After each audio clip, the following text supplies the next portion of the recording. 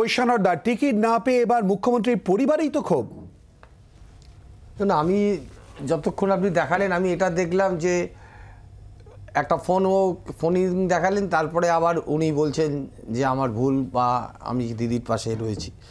একটা কথা আমি বলছি যে এই নির্বাচনের সময় টিকিট ব্যাপারে এবার যদি অন্য দলরা সমালোচনা করছে, সুকান্ত থেকে শুভেন্দু, সুকান্তর ছবিতে চটির পর চটি, জুতোর পর জুতো পেটা করলো ওদের পার্টির লোকেরা।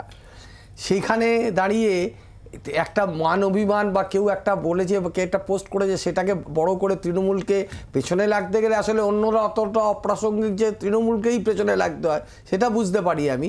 এবার বিজেপি বা কংগ্রেসে তো আমরা তো একসময় করেছি, প্রতিটা ইলেকশানে অফিস ভাঙচুর হতো। প্রণব মুখার্জির ধুতির কাঁচা খুলে দেওয়া হয়েছিল ওই অফিসটা লোকনাথ বাবা মন্দিরের পাশে। হাজারো ঘটনা আছে। এবার আপনারা যদি এই একটা ঘটনাকে কেন্দ্র করে এরকম দেখাতে চান, আমি যতদূর জানি মমতা ব্যানার্জির প্রতি সকলের আস্থা আছে। মমতা ব্যানার্জির সিদ্ধান্ত, আমরা দলের সিদ্ধান্ত সবসময় মেনেছি এবং সেই সিদ্ধান্ত মেনেই আমরা সবাই চলবো। এটা যারাই চেষ্টা করুক এটা নিয়ে কিছু বিভ্রান্ত তৈরি করতে, কিচ্ছু পারবে না। আসবো আলোচনায়, কিন্তু তার আগে আমরা শুনে নেব এই প্রসঙ্গ নিয়ে অধীর চৌধুরী, তিনি ঠিক কি বলেছেন। বাংলা একটা কথা আছে না, উৎপাতের ধন চিৎপাতে খাবে, তো এটাই তাই হয়েছে এই পার্টির। বাংলার আজকে মুখ্যমন্ত্রীর পরিবার, তাদের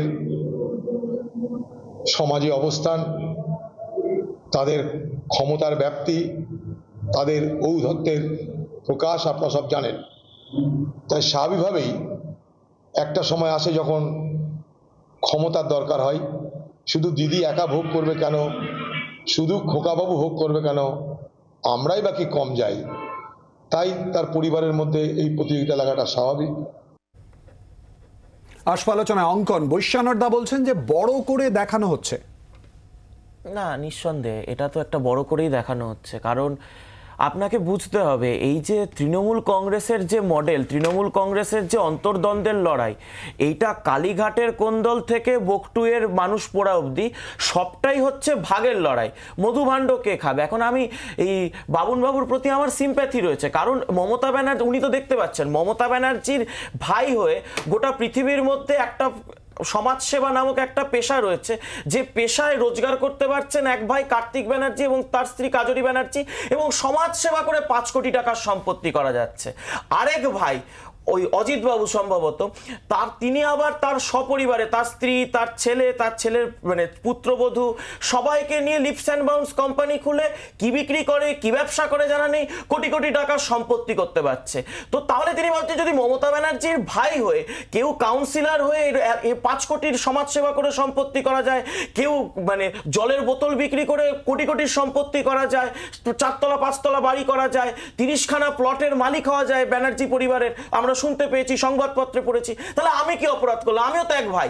আমি কতদিন ওই অলিম্পিক অ্যাসোসিয়েশনের সভাপতি হয়ে থাকবো, আমি কতদিন হকি অ্যাসোসিয়েশনের সভাপতি হয়ে থাকবো, আমি কতদিন কবাডি অ্যাসোসিয়েশনের সভাপতি হয়ে যাবো।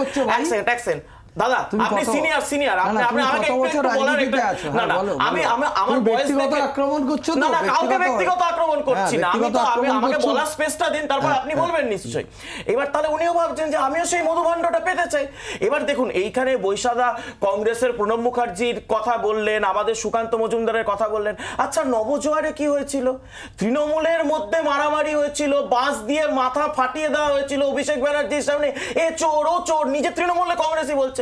আসলে তৃণমূল কংগ্রেসের পুরো লড়াইটা হচ্ছে ভাগের মাল কে কত খাবে। এটা আর রাজনৈতিক দল নেই, এটা হয়ে গেছে মানে কামিয়ে খাওয়ার, লুটে খাওয়ার। অনেকগুলো অভিযোগ পরপর, বৈশ্বনাথ দার একবার প্রতিক্রিয়া নিতেই হবে। বৈশ্বনাথ দা, আসলে যে দলের কোনো কিছু ঠিকঠাক, যারা মধ্যরাতে মধ্যপ্রদেশের গভর্নমেন্টকে টপল করে, যারা মহারাষ্ট্রের সরকারের লোকেদের এমএলএদেরকে তুলে নিয়ে গিয়ে সিন্ডেকে দিয়ে রিসোর্টে আটকে রাখে, যারা গোয়াতে নির্বাচিত সরকারকে ভেঙে দেয়, যাদের গণতন্ত্রের প্রতি কোনো আস্থা নেই, যারা অন্য দলেরকে ভাঙিয়ে দল করে, চার্টার্ড ফ্লাইট পাঠিয়েছিল বিধানসভায় না, সেই চার্টার্ড ফ্লাইটের লোকগুলো কোথায় গেল?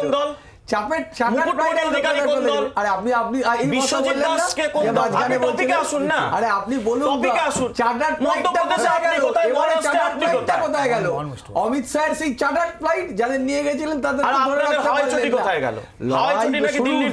হেরে ভূত হবেন, এখন এই তৃণমূল ধরনের তো, হ্যাঁ, কথা আমরাও বলে, বিশ্বাস করি। এই ধরনের কথা বলে অমিত শাহের ছেলে জয় শাহ কিছু জীবনে করেনি, 1000 কোটি টাকার মালিক। কে বলেছে আজকে আপনাকে? কে রাজনাথ বলেছে? সিং এর ছেলে না, কে বলেছে? তিনি 1000 কোটি টাকা আসবো, কিছু আসবো, করেনি? সকলের আগে কাছে, অভিষেক সকলের ব্যানার্জি কাছে কি আসবো, করেছে? সকলের কাছে অভিষেক আসবো, ব্যানার্জি কি করেছে? সকলের কাছে অভিষেক আসবো। ব্যানার্জি কি করে? লিপসার সবিতা তৈরি করে। আপনার বাংলার আওয়াজ, বাঙালির আবেগ, জি 24 ঘন্টা।